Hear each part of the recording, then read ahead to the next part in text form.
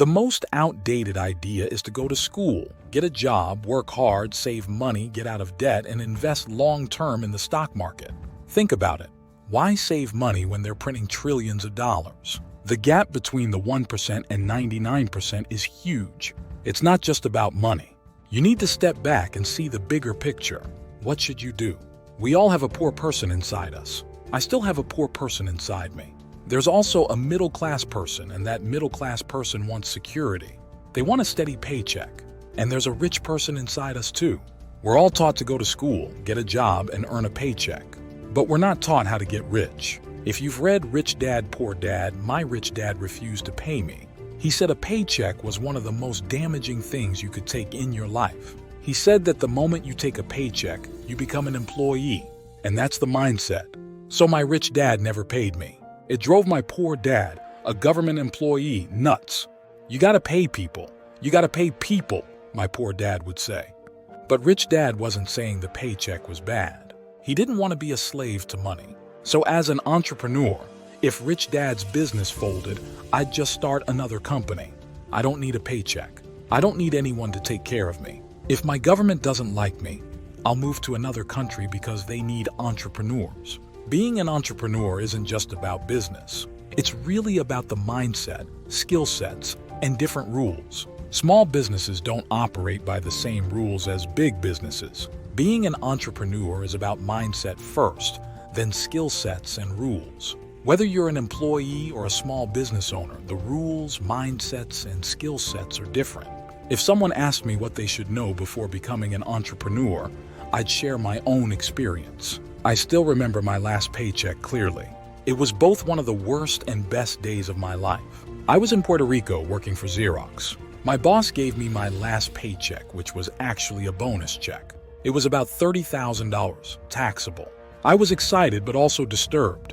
Then a guy named John came up to me and said, "You'll be back." I asked why. He said, "Because you're going to fail."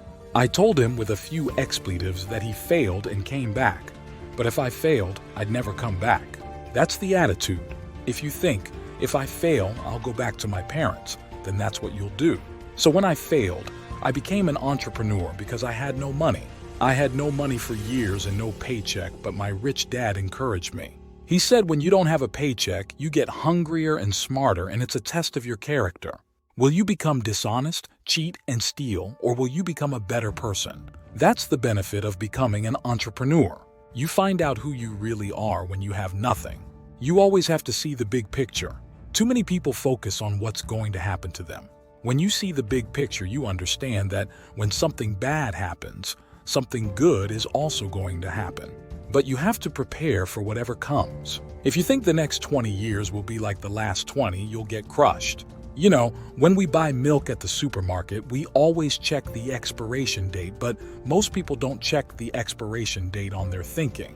Instead of getting out of debt, I get into debt. I recently refinanced $300 million in debt, reducing my interest rate from 5% to 2.5%. I made a fortune. Every month more money comes in because my cost of money has gone down.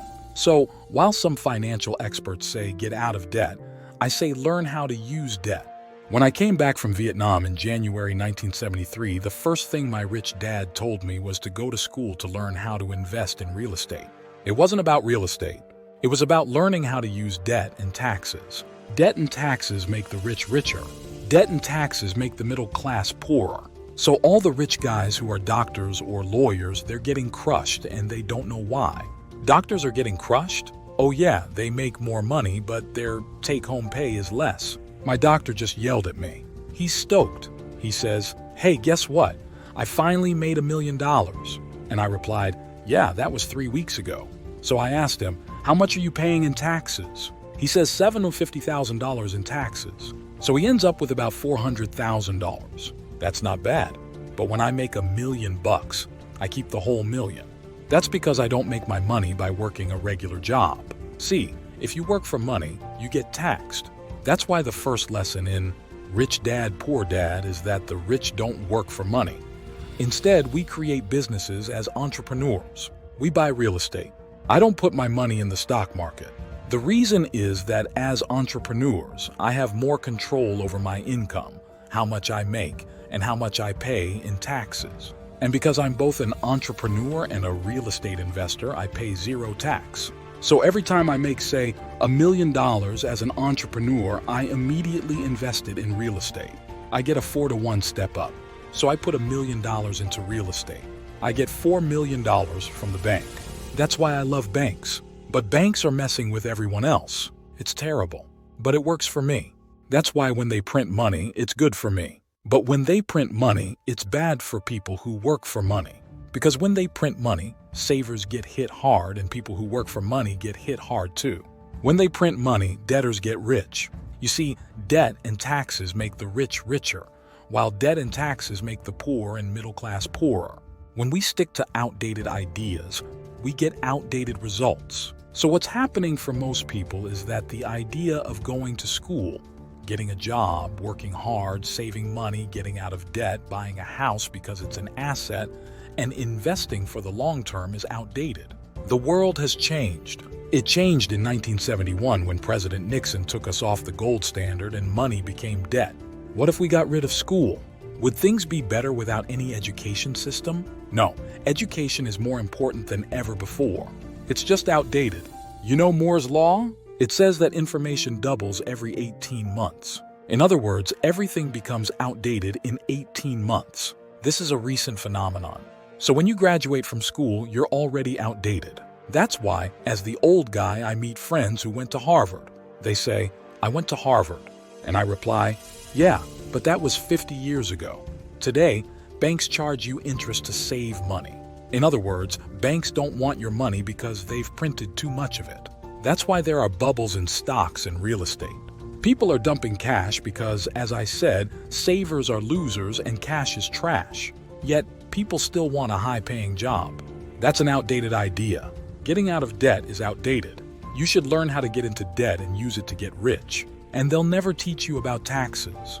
The reason the 1% are way up here and the 99% are falling behind is because when you print money, two things happen: inflation and taxes. It's going to crush you. And any entrepreneur who thinks, "I'm just going to make money, start a business, and make a lot of money," needs to wake up. That's not what real entrepreneurs do. Most entrepreneurs, there are 28 million small business owners in America. 24 million of them are one-person entrepreneurs. They're called non-employee entrepreneurs. So that's what happens when people don't understand what an entrepreneur does. Most big-time people are self-employed, but they're not really entrepreneurs. The self-employed pay the highest taxes of all, and nobody tells them that. Yeah, it's called the entrepreneurial spirit. But what we were actually talking about is that there's no such thing as a bad economy. You know, there's an external economy that you and I see, but we also have an internal economy. The willpower is to change our internal economy. For me, I can see the good and the bad. I don't really care because I'm going to be rich anyway. But a poor person with a poor internal economy only sees a bad economy because they don't know how to make money in any economy. A middle-class person has a middle-class economy. They want a nice house, a steady paycheck, a job, and a car. When you take their job away, it's a disaster for them. Since an entrepreneur doesn't have a job anyway, it's no big deal. What Bucky Fuller taught me is that there are always two sides. You know what I mean? To use the plural, at minimum, two. If you think the economy is bad, it's because your economy is bad. If you think steady employment is important, you'll see an economy without jobs. Your economy versus the external economy. What you control versus what you can't control. I can control. Yeah, it's called an internal focus versus an external focus. A real entrepreneur has an internal focus. If they fall down, they say, "Oh, this is good because I'm going to go up higher." The average person falls down and says, "Oh, I need some Prozac." Or if someone makes mistakes, they think mistakes don't matter. But mistakes do matter. It means you didn't know something. A real entrepreneur, when they fall down, they can always get back up and go higher. No matter what happens, they get stronger, better, smarter, and happier. But a person with a weak internal mindset is so afraid of what happens that it usually happens. Like people who are afraid of losing their jobs. They generally lose their jobs. You know what I mean? So the entrepreneur's first job is to control what's inside, not what's outside. The moment you take that paycheck, you're an employee. You've got to be stronger than that. It's about inside control.